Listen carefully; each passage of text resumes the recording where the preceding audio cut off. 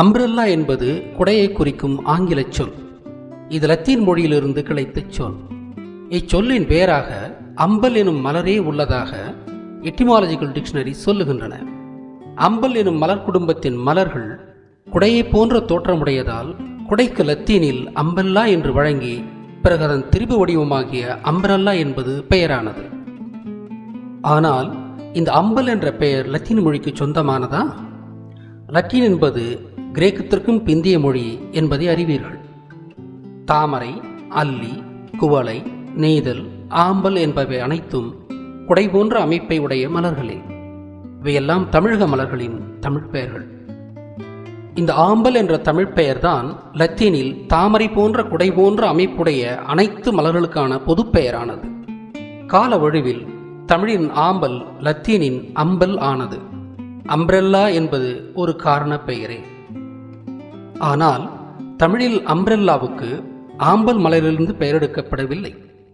தமிழில் ஒவ்வொரு சொல்லும் பொருள் குறித்தனவே என்று தொல்காப்பியர் சூத்திரம் சொல்லியுள்ளார். எனவே குடைக்கான தமிழ் பெயர் ஒரு ஆழமான காரண பெயராகவே இருக்க வேண்டும். ஆதி மனிதனின் ஆயுதம் கல். கல்லை கொண்டுதான் பல பல காரியங்களை செய்தான்.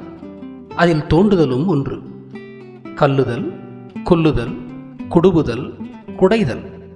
கல்லிலே குடைந்தெடுக்கப்பட்ட கோயில் குடைவரை கோயில் என்பதை அறிக. எனவே குடைந்தெடுக்கப்பட்டதை போன்ற அமைப்புடையதால் தான் அம்ப்ரெல்லாவுக்கு குடை என்று தமிழில் பெயர் சூட்டப்பட்டது. இது மிகவும் ஆழமான காரண பெயர். எனவே தமிழின் தொன்மையையும் மேன்மையையும் இது போன்ற காரண பெயர்களின் ஒப்பீட்டின் மூலமாகவும் அறிந்துணரலாம். குடை போன்ற அமைப்புடைய மலர்களுக்கு அம்பல் என்ற பெயர் எப்படி வந்ததென்று இத்தாலியர்களை வினவினால் அவர்களுக்கு பொருள் சொல்ல இயலாது. ஆனால் தமிழில் ஆம்பல் என்ற மலருக்கு அந்த பெயர் எப்படி வந்தது என்று வினவினால் அதற்கும் தமிழில் பொருள் உண்டு. அம்பு என்பதற்கு துளைவுடைய தண்டு என்று பொருள். அம்பு எனும் தண்டில் மலரும் பூவுக்கு ஆம்பல் என்று பெயர். அல்லி என்பது இரவில் மலரும் மலர் என்று பொருள். அல் என்றால் இரவு என்று பொருள். தாமரை என்பதை தாமம் பிளஸ் அறை என்று பிரிக்கலாம். தாமம் என்றால் சிவப்பு என்ற பொருள் உண்டு. அறை என்றால் கொடி என்ற பொருள் உண்டு.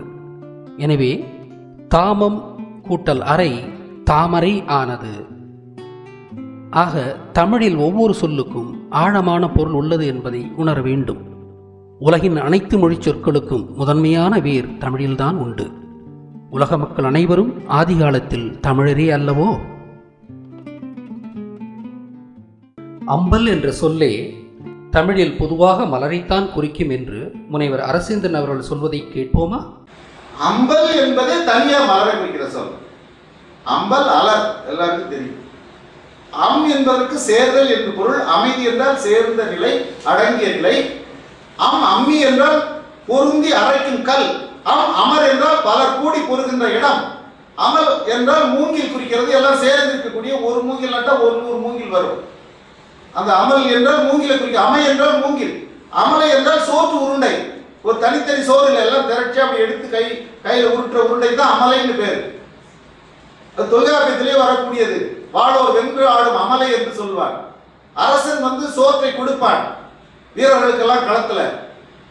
அதெல்லாம் இந்த அம் என்ற வேருக்கு சேர்வுன்னு பொருள். இதழ்கள் ஒவ்வொன்றும் தனித்தனியா இருக்குது. அது அப்படியே சேர்ந்து இருந்தா அதுக்கு அம்பு அம்பல்னு பேர். அது அப்படி விரிஞ்சா அதுக்கு அலர்னு பேர். அம்பல் என்பதை மலரை குறிக்க தமிழ் 5 சொற்கள் இருக்கின்றன.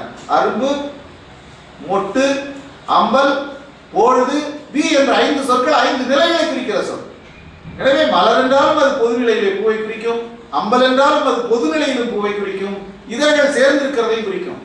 எனவே அந்த சொல்லை நாம் ஒரு பூவை குறித்திருந்தல், அது பொதுவாக பூவை குறித்த அம்பல் என்ற சொல். அந்த துல்லியத்துக்காக நான் சொல்கிறேன். இதுக்கெல்லாம் நமக்கு அவ்வளவு துல்லியமாக எடுத்து காட்டியவர் பாவாணர். ஆக அம்பல் என்ற சொல்லே பல இதழ்களையோ ஒரே இடத்திலிருந்து கிடைக்கும் பல மலர்காம்புகளையோ கொண்ட அனைத்து வகை மலர்களையும் பொதுமையில் குறிக்கும் என்கிறார் அரசேந்திரனார். இதுவேதான் லத்தீனில் தண்டின் ஒரே இடத்திலிருந்து கிடைக்கும் மலர்காம்புகளை கொண்ட குடை போன்ற வடிவத்தை கொண்ட அனைத்து வகை மலர்களும் அம்பல் என்று அழைக்கப்பட்டன. தமிழின் ஆம்பல் என்பது ஒரு குறிப்பிட்ட மலரைத்தான் தமிழில் குறிக்கிறது. இது அம்பு எனப்படும் துளையுள்ள தண்டில் மலர்வதால் வந்த பெயர் என்பார் மாசு விக்டர் அவர்கள். நாம் அவரிடம் வில்லிலிருந்து ஏவப்படும் கணைக்குத்தானே அம்பென்று பொருள் என்று வினவிய போது அவர் பின்வருமாறு விளக்கம் அளித்தார். அம்பு எனும் கருவியில் எதிரியை துளைக்கக்கூடிய கூர்மையான முன்பகுதியும் பின்பகுதியில் அம்பை நேராக செலுத்த காற்றை கிழித்துச் செல்லும் ஒரு தகுந்த அமைப்பும் இவற்றின் இடையில் ஒரு கழியும் உண்டு. இந்த கழி எடை அதிகமில்லாததும் உறுதியானதுமான ஒன்றாக இருக்க வேண்டும். அம்பின் எடை குறைவாக இருந்தால்தான் வெளியிலிருந்து ஏவப்படும் அம்பு வெகு தூரம் சென்று எதிரியை தாக்கும். மூங்கிலுக்கு உள்ளே துளை உள்ளதால் இது எடை குறைவான உறுதியான கழியாகும். ஆதி காலத்தில் மூங்கிலை வைத்துத்தான் அம்பு செய்ததால் அம்பு என்ற துளையுள்ள கழியின் பெயராலேயே அந்த வில்லின் கணை அம்பு என்று அழைக்கப்பட்டது என்றார். ஆனால் மூங்கிலுக்கு அம்பு என்ற பெயர் அவை கூட்டமாக இருப்பதால் வந்திருக்கும் என்றார் மாசு விக்டர் அவர்கள். அம் என்பது கூடியிருப்பது என்பது போலவே சம் என்பதும் கூடியிருப்பதுதான். சம் என்ற வேரிலிருந்து கிடைத்த தமிழ், ஆங்கில மற்றும் பலமொழி சொற்களை பிறகு வேறொரு சொல்லாய்வில் காணலாம்.